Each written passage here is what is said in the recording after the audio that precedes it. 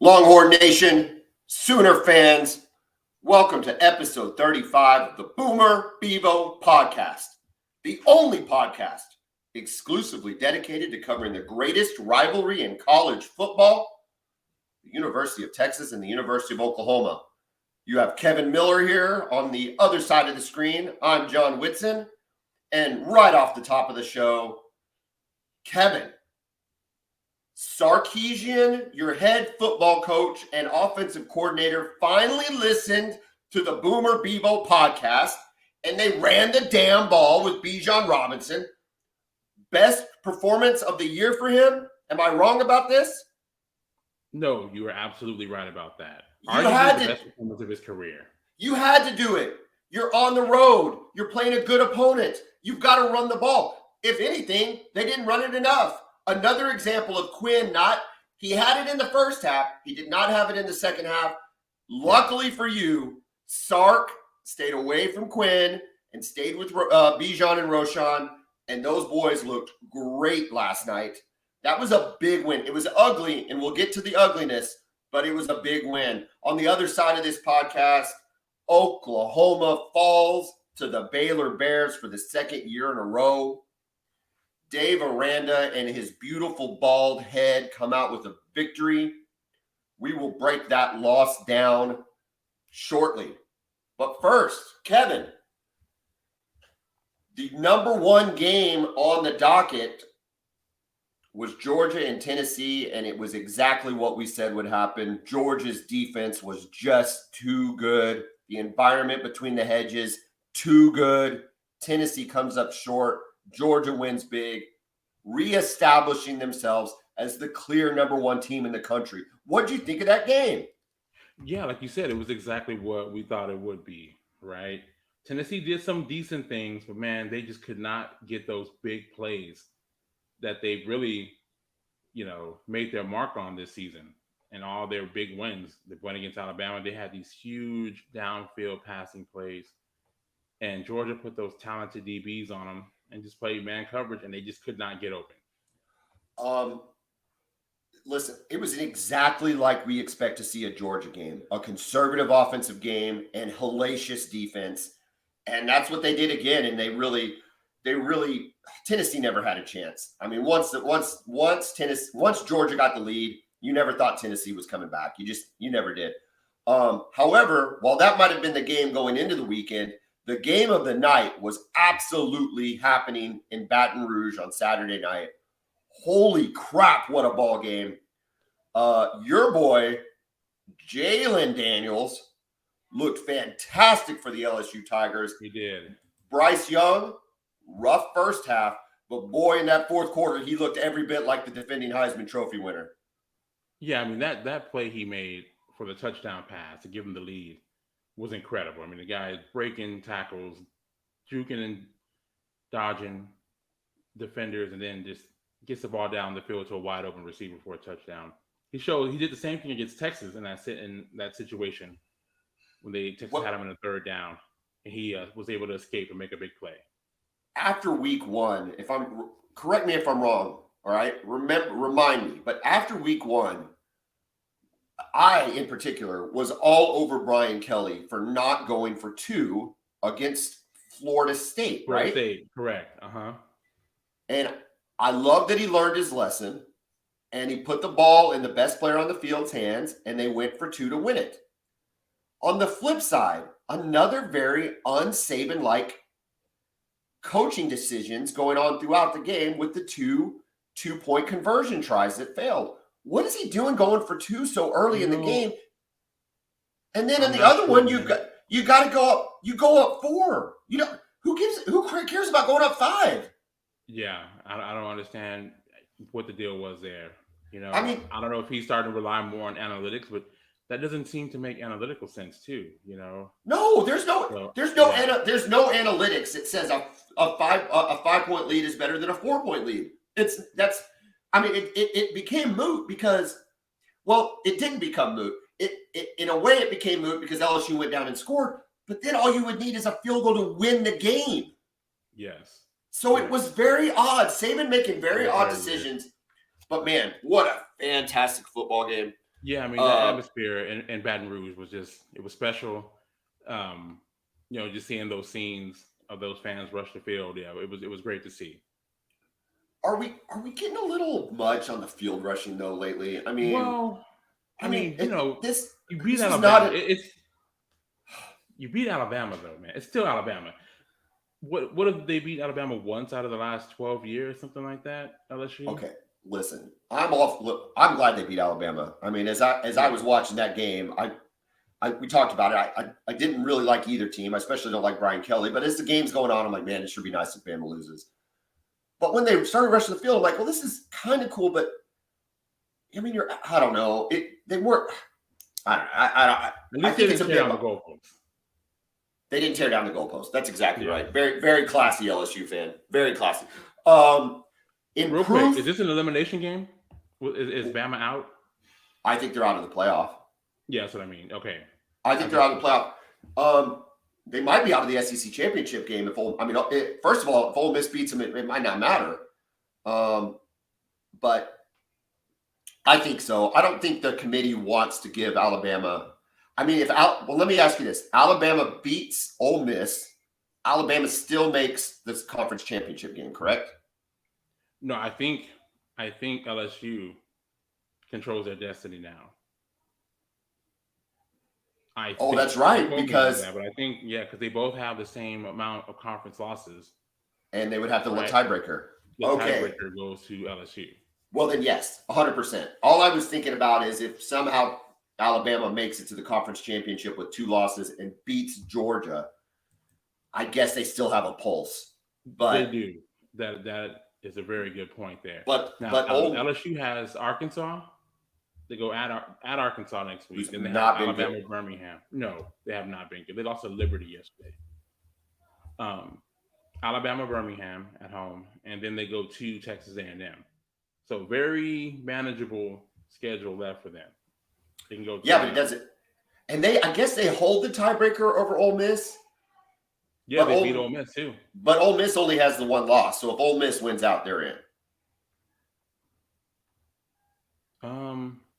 Right? Doesn't Ole Miss only have one? Ole Miss? Don't they only have one conference loss? Well, let's see. Let me check. Because I'm almost positive they've lost to LSU, but they haven't played Alabama yet. That's the only game they've lost all season, right? Yeah, they haven't played Alabama yet. So Ole Miss controls their destiny, even with that loss to LSU. Well, actually, hold on. LSU only has 1 conference loss, only to Tennessee. Oh, really? The other loss was to Florida State, week 1. So the only conference game they lost was to Tennessee. Wow. And Ole Miss has a 1 loss, which is to LSU. So if both teams went out, LSU is still in. They still win the SEC West. Shame on LSU fan for being so down on Brian Kelly after losing to Florida State. Man, what a turnaround. That's fantastic. In further proof that a broken clock is right twice a day, Notre Dame upsets Clemson, as I predicted. Clemson is just not very good offensively. The minute that game got 14-0 Notre Dame, you just never thought Clemson was coming back under any circle. I just never thought they were coming back. And Notre Dame they didn't beat them offensively, even though they got 35 points on the board. That was a defensive just shutdown, and they got special teams and a pick 6 and, so many other things. But congratulations to Notre Dame. I hope that's an elimination game for Clemson. But my guess is Clemson's going to keep winning and probably take care of things in the ACC. So probably not an elimination game. Yeah, probably not. But they will play North Carolina, so that's something to look at. TCU puts Tech away in the 4th quarter, 34-24. The biggest question, and I'm wondering if this is where the line is for next week's game against you guys, why Texas is looking like an early favorite. Is this the big receiver from TCU going to play next week? Yeah, I mean, Quentin Johnson, I've talked about him so many times on this podcast this year. I think he's one of the best receivers in the country. Yeah, was out for this game. I'm not sure what happened. I saw him on the sidelines. I saw him in uniform, but he wasn't on the field. Did you hear what happened? No. All they said was he's warming up, but told his teammates he can't go. Yeah. So maybe he's trying to save it for next week, But Well, I'm telling you what, their offense did not look the same without him there. But their defense not at looked all. really good. Their defense looked really good in the second half. They're the most second half team that we've seen all year. They are fantastic in the second half. Yeah, they are the opposite of Texas, basically. They're the opposite of Texas, and that's what has to have you worried about it, right? Is will they make the adjustments? Will Dykes make the adjustments? We'll get to that TCU game. That's a huge game, and that's going to be something that we'll preview. Yeah. For all the US. They were down. Remember, they were down after the third quarter. TCU was. It was 17-13. Oh, they're down every 3 touchdowns. This is like their fourth quarter comeback this year. They're down all the time. USC beats Cal. Congratulations, Lincoln Riley. For all you USC fans, though, get used to this. Get used to the other team scoring 21 points in the fourth quarter and making it a game. No lead is going to be safe against USC. This is exactly what Oklahoma experienced for 5 years. Even when we were making the college football playoff, no lead was safe. Cal sucks. And let them score 21 in the second half is just indicative of what an Alex Grinch defense looks like. So good luck against anybody that's good. Kansas officially eliminates Oklahoma State from Big 12 title contention, although I think we all knew that. And then lastly, in scores to be noted, or at least statistics to be noted, Chandler Mordecai for SMU. 9 touchdowns, Kevin? Yeah, I mean, what are we doing here?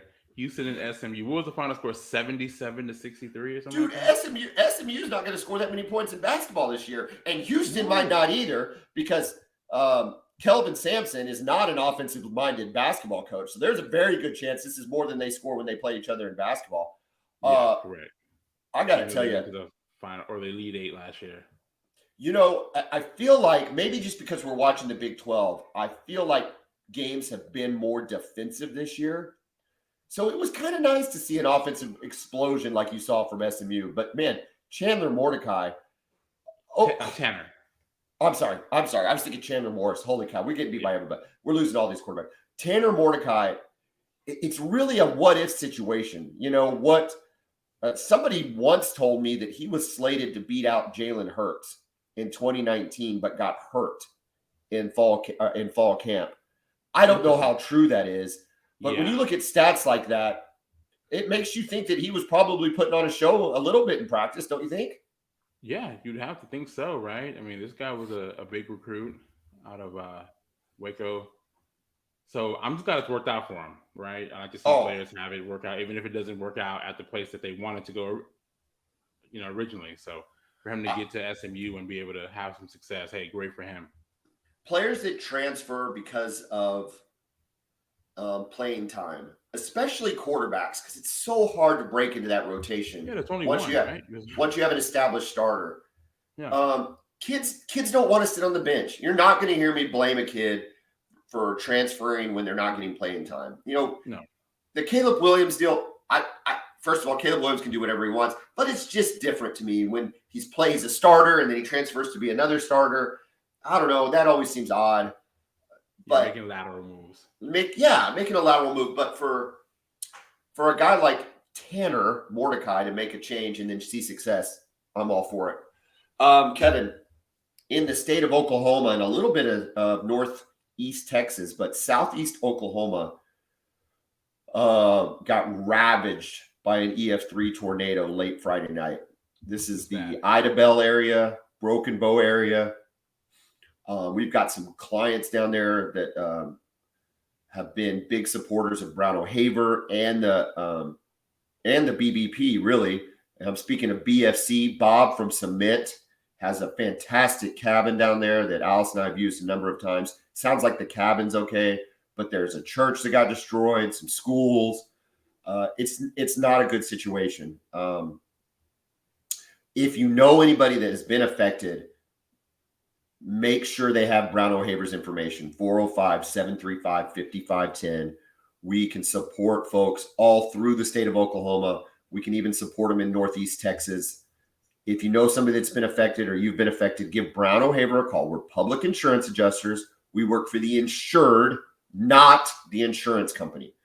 So that means if you've been hit by this tornado and you're not sure what the next steps are, or maybe because you're down in Southeast Oklahoma and you're not getting the responsiveness you want from your insurance company or your adjuster, give us a call. We can be an adjuster for you. Make sure you get paid. We're based in Moore, Oklahoma. Nobody has better experience, unfortunately, for dealing with tornadoes and the effects of a tornado than we do here in Moore. So give us a call, 405-735-5510. However we can help, whether it's advice, recommendations, or just you signing up with us as a client, we will help you get through the process, or anybody that you know that's been affected. So give us a call. Kevin, the University of Texas. Y'all looked like world beaters in the first half. It was it was exactly as you described it. For everybody that might be listening for the first time, Kevin has talked about this trend with Texas. You had complete control of the game. There was that one Xavier Worthy catch where he made a double move on a kid, which was just filthy. And when that kid when Xavier Worthy caught it, you thought, oh, well, this game's over. It was not. It was not. Adrian Martinez brings him back, makes it a ball game, but ultimately you win 34-27 in Manhattan. You're now in control of your destiny for the Big 12 championship game. Lead us through the game. Yeah, man. I mean, it's pretty much what we've seen from Texas since Sark has been there. You know, his opening script is just amazing. First 3 drives, 3 touchdowns. You know, they're up 21 points just like that. And, man, the running game was unstoppable. Bijan Robinson had what I feel like was the best game of his career, 30 carries, 209 yards, and a touchdown. Got 2 catches for 34 yards. They're just unstoppable, doing whatever they want to offensively in the first half. Then, of course, we get to halftime and things change. You can't tell me you weren't puckered up in that second half, especially in that fourth quarter. Listen, man, at this point, every time they play, anytime they have a lead at halftime, I'm terrified. Even though this one was 21 points, larger than what they normally have, yeah, I knew it because this team is 2 different teams from half 1 to half 2. I don't understand it. I don't even know if Sark understands it, but something has to give with that, right? Eventually, they're going to get burned. Well, they've been burned several times. And it's going to happen again if they don't figure out some way to manufacture points in the second half. I mean, 3 points in the second half after 31 in the first half. 31 in the first half. Did they stick with Bijan in the second half, or did they go away from him? Quinn was not, at least statistically, Quinn was not very effective. Yeah, he was just okay. He wasn't bad, but he was not very good. Wait. Let me back up. He made good plays in the first half. Okay, he just didn't look like he had it in the second half again. I don't know if that was scheme, if Kansas State had made some adjustments, but did we at least stick with Bijan and Roschon in the second half? You did. Now, Kansas State made adjustments, though, so they weren't popping off those huge runs like they were in the first half, but they did stick with it. I think we talked about this on the preview episode, right? I wanted 40 carries between Bijan and Roschon. You got 37. 37. Yeah, yep. 37 between the two. So close. I would have liked a few more, but close. They stuck with the run game. Man, they just held on for dear life. I'm just glad they were able to make a play. The thing about this team, too, they have forced so many fumbles this year, and they are never able to recover them. We saw 2 that they forced that somehow K-State was able to get back on. And then finally, on that last drive, they were able to sack Martinez, knock the ball out, and finally recover it to end the game. What does Roschon Johnson have to do to get more carries? His yards per carry, again in this game, is 8.9 yards a carry. Listen, Bijan's your bell cow. This is not, I'm not saying take runs away from Bijan, but I'm saying take pass attempts away from Quinn Ewers. I mean, 8.9 yards a carry. Kevin, that's more effective than most people's passing games. Man, it just sounds like these offensive coordinators are just so stubborn, right? They're so stubborn. We saw this from Lincoln Riley, and I think Sark and Lincoln Riley are the 2, at least the most creative play callers in the country, right? And play designers in the country. And these guys are just stubborn. Yeah. Sometimes they just seem to go away from the run and although that fumble by Roschon was not good. That guy, he ran him down, and that was just a perfect strip. Oh my gosh. Really was. But you can see it coming too, right? You can see him catching up. You can see exactly what he was going to do. What we saw what we saw from Adrian Martinez is the level of ability this kid has. And he was very effective in the second half. He was getting out of jams, but you saw what caused him problems. You finally saw what caused him problems at Nebraska, and that was his inability to take care of the football. After getting that one fumble in the final deal where it rolls out of bounds, fortunately for K-State, you would think to yourself, good Lord, hold on the ball. But just terrible ball security. Y'all make a great play on the ball in the game. Your defense makes a play. What did you think about the way y'all held K-State's offense in check? At least, especially in the first half.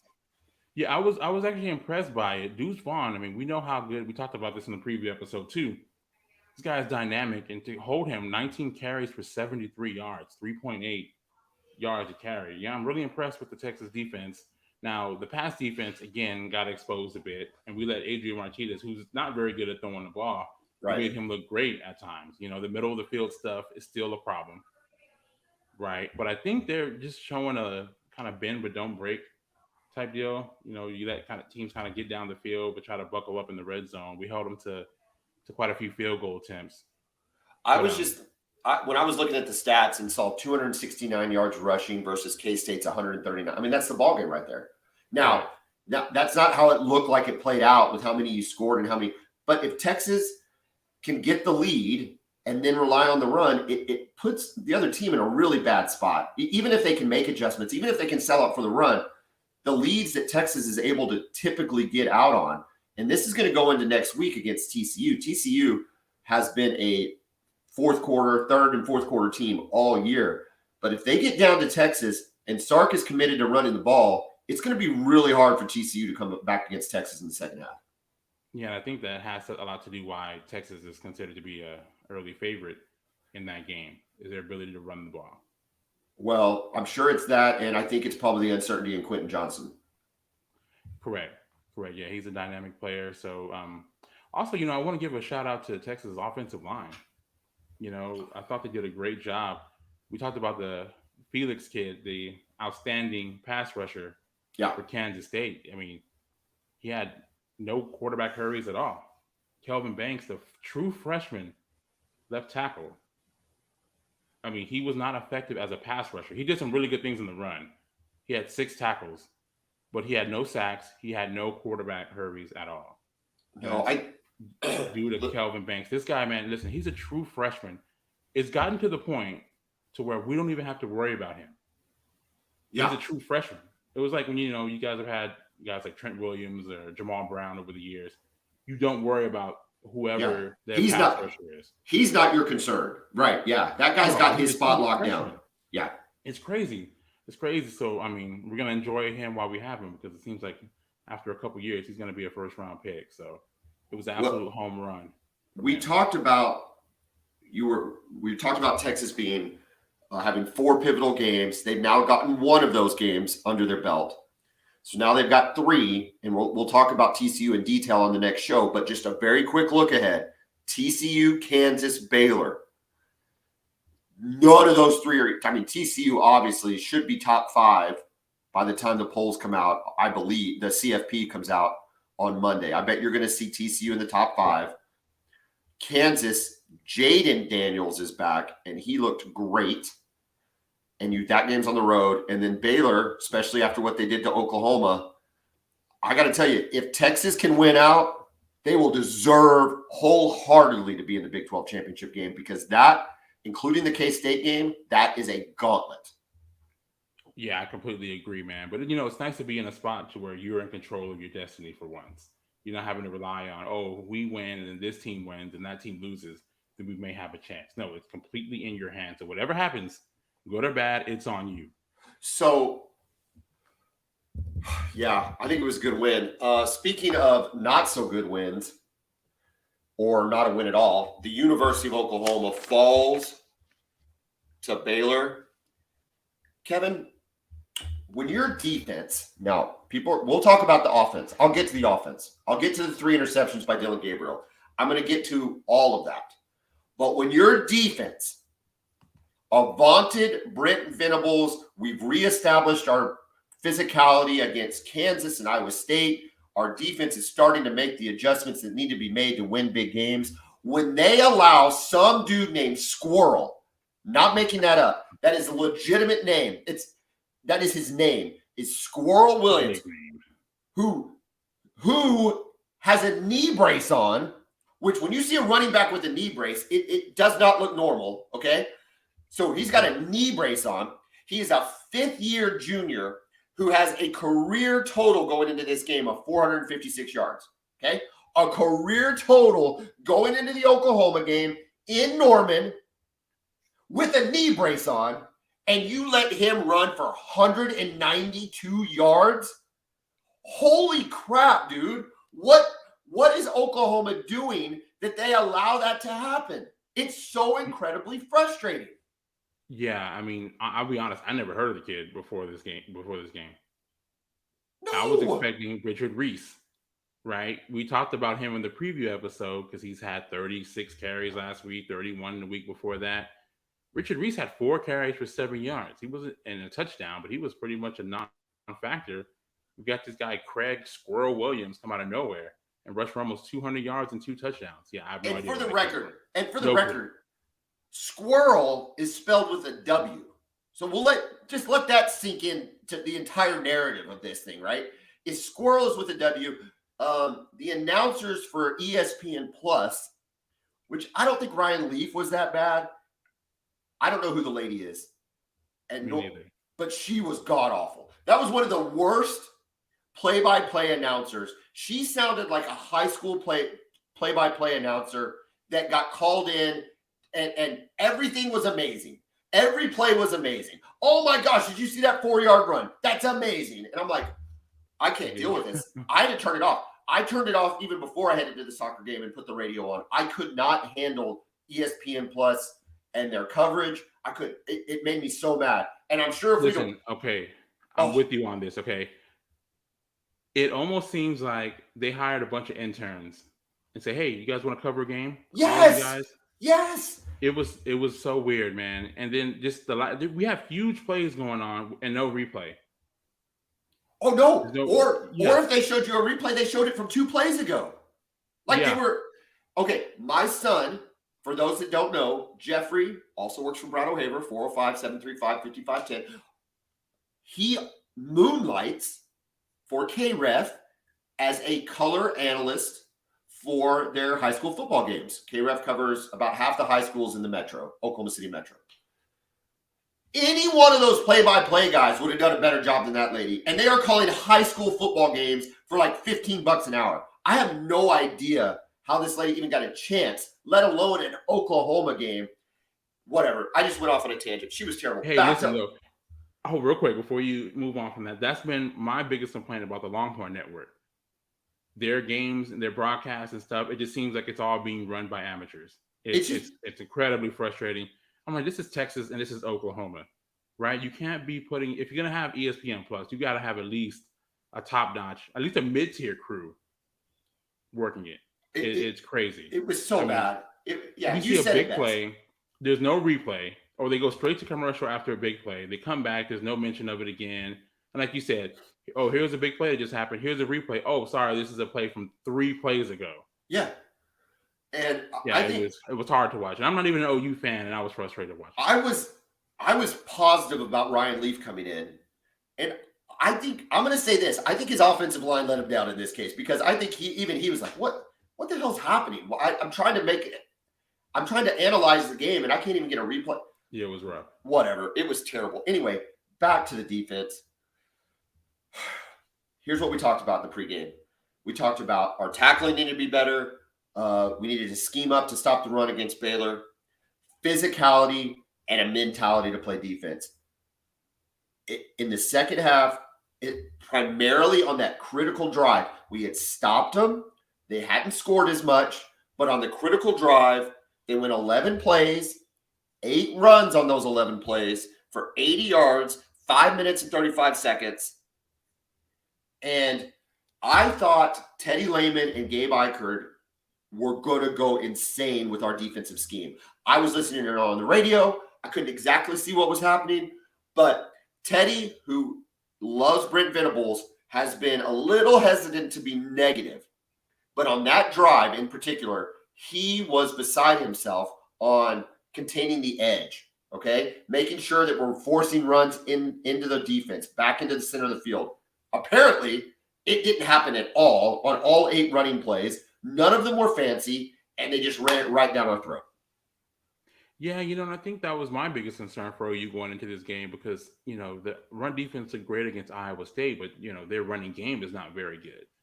So I felt like coming into it, we still weren't sure how good this run defense can be. And, man, but still, I didn't expect Baylor to run for 281 yards. Or a dude named Sqwirl to get 192.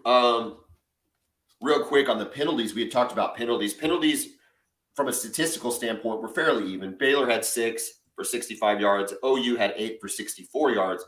But there's a critical personal foul penalty at the end of the first half. You're in sure field goal range. You're tying the game going into halftime. And you get a hands to the face, ripping off the face mask, whatever he did. Again, I was listening to it on the radio. And it pushes you 15 yards back. And you've got to kick a 50-yard field goal with that wind that was swirling, far from a guarantee. That's not on the kicker. It's not on the kicker to miss that field. That he ripped it, but that was a bad. That was a bad play. We talked about special teams, but I'm not even putting that on special teams. I'm putting on a stupid penalty in a critical part of the field. Now, let's shift offensively. All Dylan Gabriel has done all year is take care of the football. And I have said all year, he's good, and he's doing enough for us to win the game. But the most important thing is he's not losing the game because he's taking care of the football. 3 interceptions in the first half, leading to short fields, every one of them, leading to scores on every one of them. That's the game was lost in the first half when he had 3 interceptions. Yeah, it was rough because other than that, you guys went up and down the field. We up and down. Aranda's defense, right? And then, they played Ole Miss in the Sugar Bowl last year, and they shut down that offense that was coordinated by Levy. Yep. Right? So we wondered if that would be a factor. Not at all. They went right up and down the field really all game. Did whatever they wanted to. So, yeah, those turnovers were killer, man. I mean, 500 yards of offense. The running game looked good, but, yeah, those turnovers, man, I mean, it just really put you in a bad spot. If not for that, I really feel like you guys could have been up by maybe 17 points at halftime, and Baylor is not built to come back from those type of deficits. Exactly right. We're moving the ball. There was a critical play in the second quarter where it was 4th and 1, and we decided to go Wildcat, which I'm fine with. The Wildcat has been very effective. So you just make the call, you go with it. But instead of doing Braden Willis or Eric Gray, we do Marcus Major, who hasn't been as effective at the Wildcat, isn't having an effective game, and it was just a very bad play. Like, if you're going to run Marcus Major, line him up and run him. He's going to pick up the yard, or you hope, in a traditional run game. But if you're trying to do something with the Wildcat, you get Braden Willis or Eric Gray back there. Yeah, you get a 6'3" guy who's going to fall forward. 100%. Who's just a big body. All you need is a yard. So and this is the problem when you lose a game by 3 points, is you can nitpick every, individual play. If this happened, if that would have happened. But I thought that was a big turnaround, especially when Baylor's picking up every 4th down they try. That dude, Dave Aranda, I don't think it's analytics. I think it's simply saying, I can pick up the first down. Yeah, I agree. Yeah. I mean, even when you get him in like 3rd and 4, 3rd and 5, you're like, man, this is 4-down territory. Like, he's going to go for it. No doubt. And, you got 2 downs left. Despite the interceptions, to your point, we're very effective against Baylor. 494 total yards. The game was lost in the first half with 3 interceptions. But here's the key. We had a chance to win it. Okay? The game was not won in the 4th quarter on that drive when we had to stop them. We had to make a stop. It didn't happen. In preceding that, at the end of the 3rd quarter, we had a decision to go on 4th down. I think it was the right decision to punt. I do. Because if you don't get it there, you're really giving Baylor a short field. but then to kick it into the end zone, it doesn't. Again, it's those nitpicking things, but at the same time, you don't sell out for the run. You know Baylor's going to run the ball. Shapen was incredibly ineffective the entire game passing it. Correct. Like they had no threat of a passing game at all. And I was surprised by some of the formations. I thought they would really, really load the box up on those last few drives in the fourth quarter, and they didn't. So I hate losses like that. I told you that yesterday. It was kind of like the Texas-Oklahoma State loss when it's a one-score game. You look at everything that could have happened that would have made the difference in the game. I do want to say how impressed I was and how impressed I've been with Eric Gray this season. I think he's a tough runner. He always tries to fight for extra yards. He's a really good receiver. I think he's kind of exceeded any expectation that OU fan would have had for him coming into the year. So 100%. I mean, we've joked about where I stood on Eric Gray, but I did not expect him to be as effective and consistently effective as he's been every game. You can count on him every game. 23 carries. We wanted him to have over 20. So they went to him and they stayed with him. Didn't get a lot from anybody else. Didn't get a lot from anybody else in the run game. Marcus Major didn't have a good game. He has not looked right since he's been hurt. And they're so closed mouth, you don't know what he's hurt with, but it just doesn't look right. DG was actually, I thought, pretty well timed with his receivers. I thought him and Marvin Mims connected better. Yeah, it was nice to see him have a bounce back game too. Oh, Marvin for sure. Yeah, Marvin Mims, yeah. And he, some very competitive catches from those guys. But here's the deal, man. One of those was a tip, and those are hard. Is it on the quarterback? I don't know. But the other tip one to Braden Willis. Okay, so we say, here's the deal. He threw it into, it looked like triple coverage, though. Yeah. So even though it's like, well, it was tipped. No, it doesn't matter. If it wasn't tipped and Braden Willis lets that go over his head, it's landing right in the safety behind him. That was not a good decision on that interception. And they were all pivotal, but that one was a really pivotal one. We were moving the ball. We were about to take the lead back from Baylor. It wasn't good. And so those 3 interceptions kill you. And then your defense's lack of ability to stop the run, especially in the second half, especially when you have to stop it. It caused a 3-point loss at home, and it's frustrating as heck. And because there was still a path. There was still a small path to where you could have gotten into the conference championship game, right? So you still had a lot to play for. Dude, you had a lot to play for just to go 9-3. I mean, 9-3 would have been ginormous. I mean, you'd have gotten these. You just started hearing guys talk about, you want to know whose team's playing the best right now? It's Oklahoma. All this kind of stuff. Yeah. No. Yeah, you finish the season strong. You can kind of lock down your recruiting class if any guys are wavering.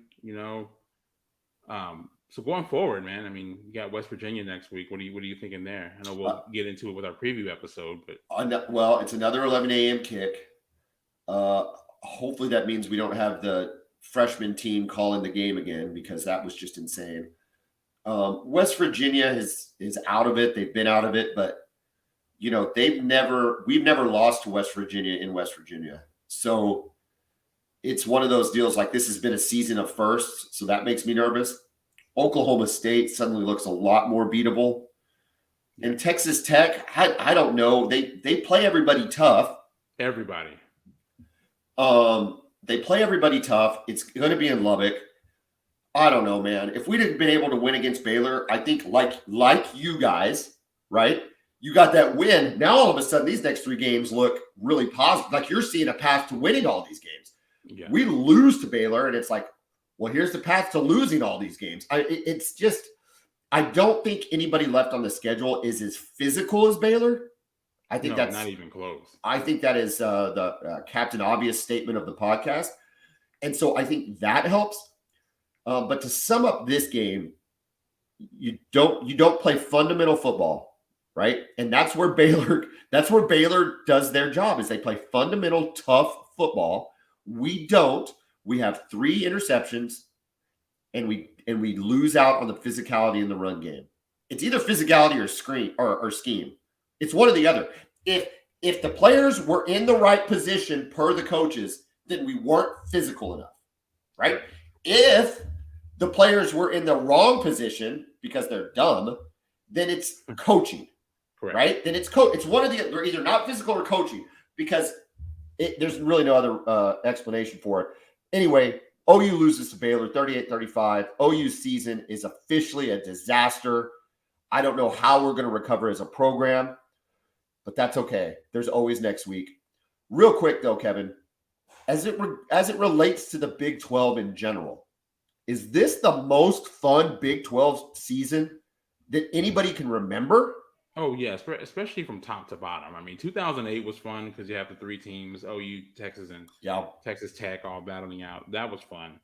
But, yeah, from top to bottom, right, there's no easy win. I mean, Kansas is bowl eligible. They're third in the conference right now. Look, I think if you go to the SEC, which is really the only conference I think worth having a comparison with, because I think you have Ohio State and Michigan in the Big Ten, and after that, I think the Big 12 is superior to every other team in that. I mean, I don't think they can put up another team that matches. I mean, you're talking Illinois was their only other ranked team.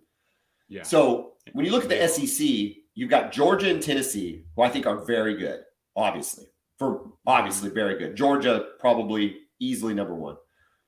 But after that, I think LSU and Bama are good. But I don't know that LSU or Bama. I mean, we saw it with Texas. We saw it firsthand. Alabama going into Texas. They did not roll in that game. They should have lost that game. I don't know that LSU rolls into TCU and just beats down TCU. I think that the SEC has a mystique. I think SEC has a benefit of the doubt, big time. I think they have an environment. I love the environment. Don't get me. Every game looked great, but look, dude, I think from top to bottom, we are every bit as competitive as the bottom 8 or 9 in the SEC. I completely agree. Yeah. I think you pluck out TCU, K-State, Texas, a healthy Oklahoma State, and plop them into the SEC, and they are a 1 or 2 loss team right now, somehow jockeying for position. Not able to beat Georgia, but giving Alabama and LSU everything they want, and it really probably depends on where they play. Same with Ole Miss, right? Yeah, same thing. I don't know. I just think that we're a very solid program right now. And you look at Baylor. Nobody wants to play Baylor. You're not going to want to play Baylor at the end of the season. No. So I don't know. Texas A&M, man, tied for the second worst record in the SEC, 1-5 in conference, 3-6 overall. So in the pregame for the Oklahoma game, they were going over the injury report for A&M, and it was like 14 starters, and those starters' backups were out. Like they were on third string guards and a second string center, and all through the secondary. And so Florida should have won the game. Like that was a should have won. A&M was with them in the first half. I think they had the lead going into halftime. Yeah, they put up 24 points in the first half against Florida. I got to tell you, it's just I think it's still. I mean, how it doesn't come down to Jimbo, I don't know. Oh yeah, I mean this is year 5.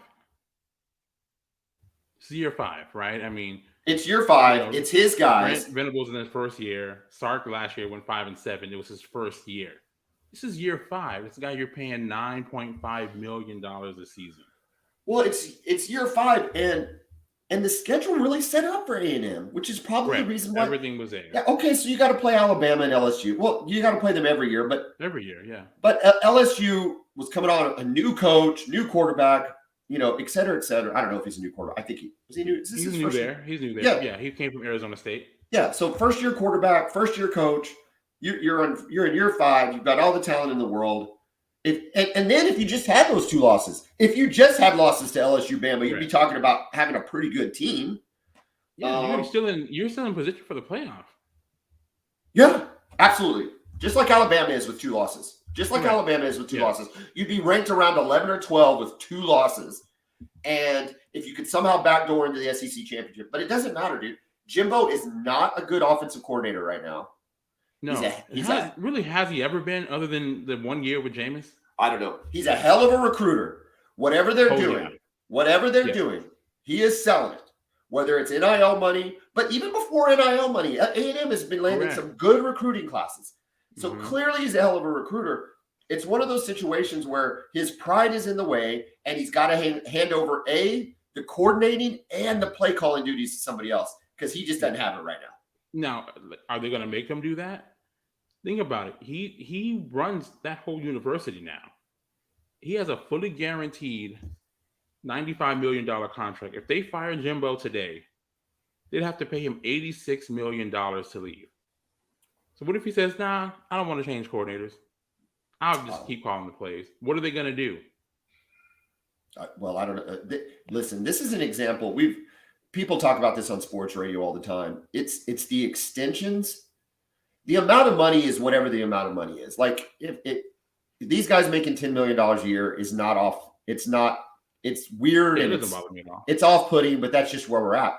But to extend for so long and not to have reasonable buyouts built in, it's like how many times are guys like this how many times are athletic departments going to get burned? Like, I don't know why you can't say, Jimbo, we're going to pay you $12 million a year, and here's a 2-year extension, not a 6-year extension. Correct. It's just crazy to me. I don't understand it. And don't tell me you're afraid of him leaving. He hasn't won anything. Nobody wants to hire Jimbo Fisher right now. No. Auburn is not trying to hire Jimbo Fisher. Nebraska's not trying to hire Jimbo Fisher. Nobody is. You did not have to extend him and put yourself in this position. But for Oklahoma and Texas, we freaking love it. Kevin, we have another round of what looks like to be fantastic games. You are playing undefeated TCU next week. We're going to break it down in the next episode, but very quickly, just a quick gut check on how you're feeling very early in the week. I mean, look, they're one of the best teams in the country, right? So it's going to be a tough game, but I love the fact that the game is in Austin, right? Where they play better. They haven't played at home in a while. It's going to be a great atmosphere at DKR. It's going to be sold out. It's a night game on ABC, right? Yeah. I love it. It's been a long time since we've had one of those. So, I mean, it's going to be a great atmosphere. The team's going to be ready to go. Bijan's going to be ready to go. So I'm excited. I think we can hang with TCU. I'm not predicting a win at this point at all, but I think we can hang with this very explosive TCU game. I think if Sark can get his S together, then yes, y'all can hang with them and make it an incredibly competitive ball game coming down to the fourth quarter.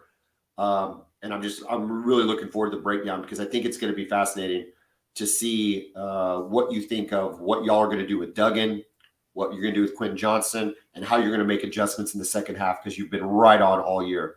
Oklahoma gets West Virginia. At this point in the season, we're playing for pride, and we're playing to secure what is still a very good recruiting class. We've got to get back on the winning ways, keep the positivity going in Norman heading into next season. It's a weird position for Oklahoma fan. We haven't been in this position a lot. And in fact, it's been years since we've been in this position. So we're adjusting, but that's okay. I think BB's doing okay. But you can't lose to Baylor. So with that, Kevin, we'll talk next week with the preview. Boomer. Welcome.